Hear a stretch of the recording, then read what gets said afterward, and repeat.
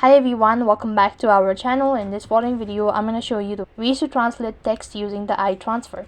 So for that case, you have to make sure to install the application and make sure that you have already created an account.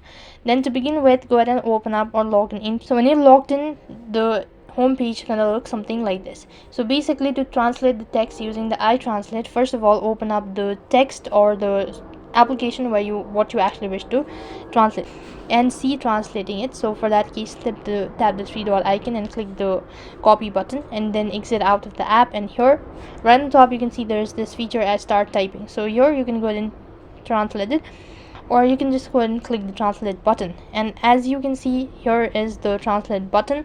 So over here you can also change the language according to what you wish to translate it, convert it to what sort of language that you wish to translate it, and that's how you can use the iTranslate to translate the text. So that's it for this video. I hope the video was helpful. Make sure to like, share and subscribe to our channel. Thank you for watching. See you in the next video.